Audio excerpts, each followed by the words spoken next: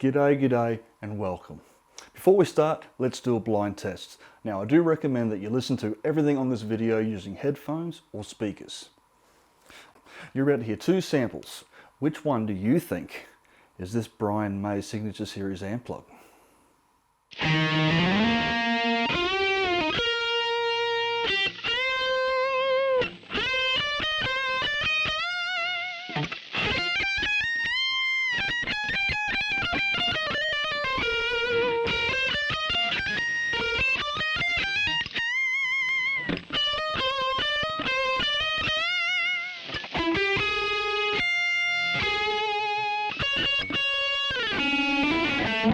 Which one did you think it is, A or B?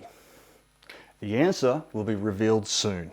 Before the testing begins, let me share a few things with you. That way we're all on the same page. Pretty much the world knows that Mr. May's guitar runs through a treble booster in front of his AC30 amp. Truth be told, I don't actually own a Mr. Knight made treble booster, but here is a fun fact. Did you know up until late 1973, Brian used a Dallas Rangemaster that uses germanium resistors. This treble booster was used in front of his amp for both Queen albums 1 and 2 before it was accidentally lost at a show one time. Meet the Range T Booster, a modern day recreation using germanium resistors. I know, it's not the same, but I own this one and it still sounds pretty bloody good. Why don't we test that just quickly? Good thing about this MV50 is you can turn the treble booster off. So let's have a listen to both MV50's treble booster versus the Rangemaster, straight out of the headphones.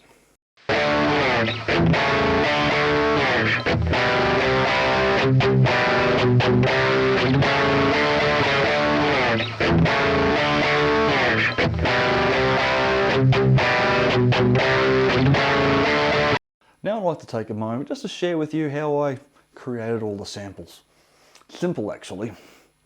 Using my RS from Guild, my BM01, and this Boss RC3 looper, I created all the samples on everything you're listening to. I did this so I could eliminate human error and take my own playing out of the equation, because every sample will be identical.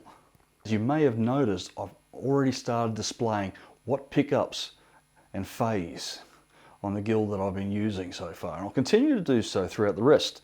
The DAW of choice is Reaper, and the only processing you're going to hear is simple volume leveling so you can hear everything consistently. My AC30's amp settings are going to stay completely the same throughout the whole entire video. All EQ levels will be set to 12 o'clock. Normal volume cranked to 3 o'clock. Well, I know Brian pushes his to the max, but my tubes are fairly worn and I'm not quite ready yet to replace them.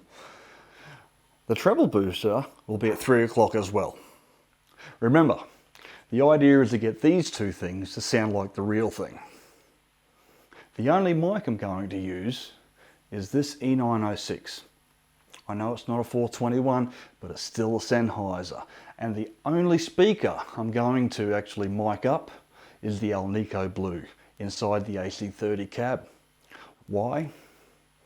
Because this little thing is terrible. Seriously, I spent nearly 2 hours trying to get this BC108 to sound anything worth listening to.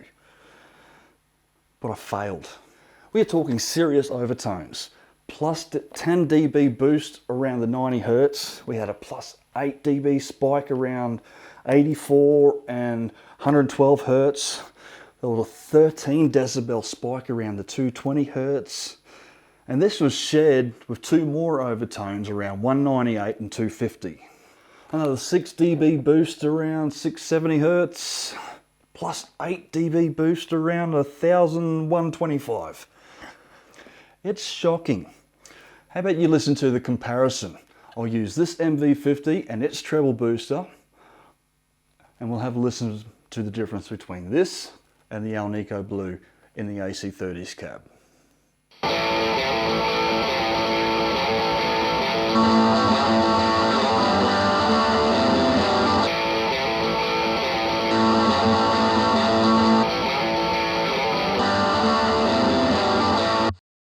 I know, right? It's shocking.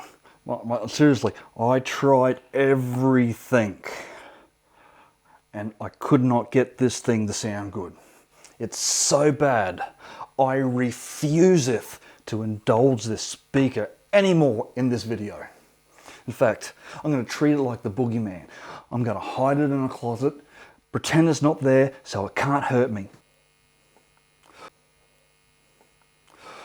I feel so much better now. The format from here on is simple. Loops played by the RC3 directly into the MV50. We're going to listen to the first sample straight out of the headphone. We're going to listen to the same sample again straight out of the speaker, but I'm going to plug it directly into the AC30 cab. We're going to utilise the speakers in the cab, not the amp. Third, we're going to do the AC30 with the range treble booster.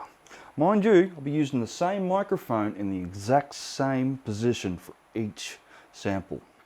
Finally, the fourth sample will be the little amp plug straight out of the looper, straight into the DAW.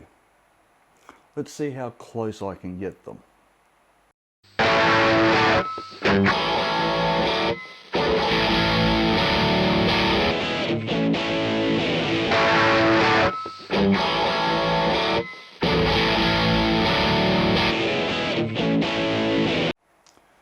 Interesting. Keep in mind that I tested a lot of different positions on the MV50 and amPlug's tone control, and it was always too much treble or not enough. It was really about finding that happy medium that sounded closest to the real thing. Did you also notice that the real AC30 has more bottom end and a smoother all-round tone? Next, I really wanted to see how much rolling the volume pot affected all of them.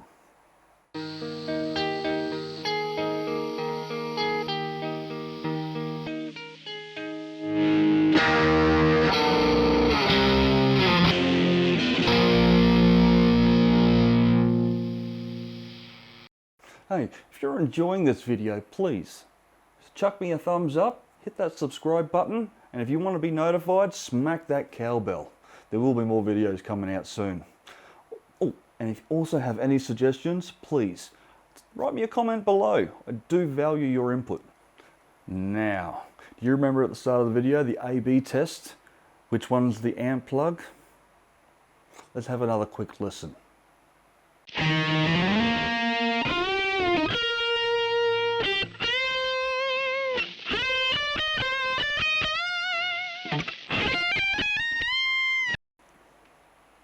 Sorry guys, that was a bit of a trick test. The truth is, they are actually both the amp plug. A is the amp plug captured using the Tonex, and B is the same settings on the amp plug captured using the Kemper. And they're both yours for free. All you have to do is find the social media links below in this video, head on over and download them. That simple. And while you're there, like and follow, because I do have plans to give away more things in the future. Now, let's test what the normal channels sound like.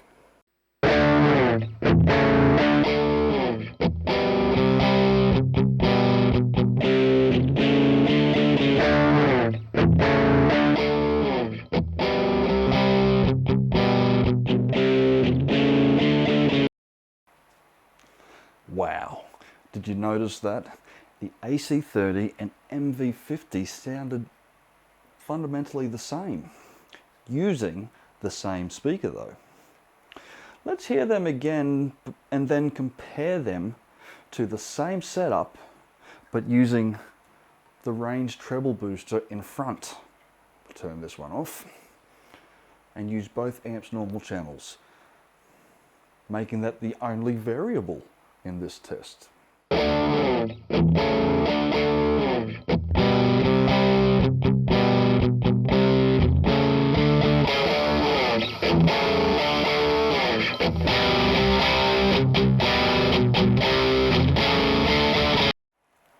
The AC30 still has more bottom ends, but everything else is, fairly close there.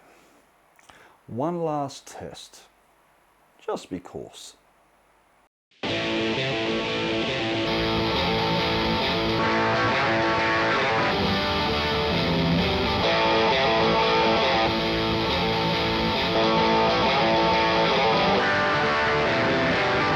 So as you can tell, the closest I got anything to sound similar was the AC30 and MV50 on their own, no treble booster, but through the real speaker. And this left me wondering, why? So I tested the MV50 and AC30 one more time, but I took the speakers out of the equation. I just wanted to hear the frequencies the amp is pushing. Let's have a look. Decided to give your ears a break this time because a distorted amp without its filter, aka the speaker, tends to lean itself towards not being very pleasant to the ears. Instead, thought I'd show you the difference on Room EQ Wizard. And if you're not familiar with this program, it's software designed to measure, analyze audio devices, rooms and speakers. In this case, it's going to give us a detailed chart of frequencies of what each amp pushes. In the white is the AC30. In the red is the MV50. And when we combine the two, 334 Hertz is the magic number, pretty much. That is the one point that both amps share the same frequency in this case. And as you can see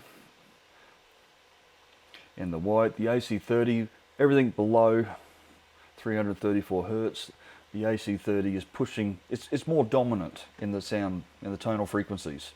And everything above, you can see the MV50 is more dominant, pushing more treble.